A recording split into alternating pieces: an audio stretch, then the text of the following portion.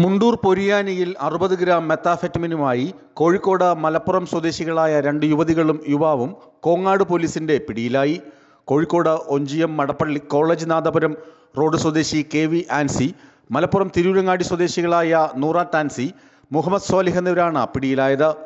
Operation ഡി-ഹണ്ടിന്റെ ഭാഗമായി ജില്ലാ ലഹരി വിരുദ്ധ സ്ക്വാഡും കോങ്ങാട് പോലീസും സംയുക്തമായാണ് പ്രതികളെ പിടികൂടിയത്. ബംഗളൂരുവിൽ നിന്നാണ് ആൻസി മയക്കുമരുന്ന് എത്തിച്ചതെന്ന് പോലീസ് പറഞ്ഞു. 2024 പാലക്കാട് ടൗൺ സൗത്ത് പോലീസ് ആൻസിയെ MDMA-യുമായി പിടികൂടിയിരുന്നു. ജാമ്യത്തിലിറങ്ങിയ ശേഷവും ആൻസി ലഹരിക്കടത്ത് തുടരുകയായിരുന്നു.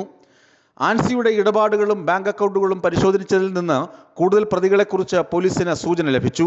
തുടർന്ന് നടത്തിയ അന്വേഷണത്തിലാണ് മലപ്പുറം സ്വദേശികളായ നൂറ ടാൻസി, മുഹമ്മദ് സോലിഹ് എന്നിവരെ മുണ്ടൂർ പെരിയാനി ഭാഗത്ത് വച്ച് കസ്റ്റഡിയിലെടുത്തത്. ഇവർ ആൻസിയിൽ നിന്നും MDMA വാങ്ങാൻ വന്നതായിരുന്നുവെന്ന് പോലീസ് കണ്ടെത്തി. പ്രതികൾ വന്ന കാറും പോലീസ് കസ്റ്റഡിയിലെടുത്തു. മണ്ണാർക്കാട് DYSP സന്തോഷ് കുമാറിന്റെ നേതൃത്വത്തിലുള്ള പ്രത്യേക അന്വേഷണ സംഘമാണ് പ്രതികളെ പിടികൂടിയത്. വിസ്മയ ന്യൂസ്, കോഴിക്കോട്.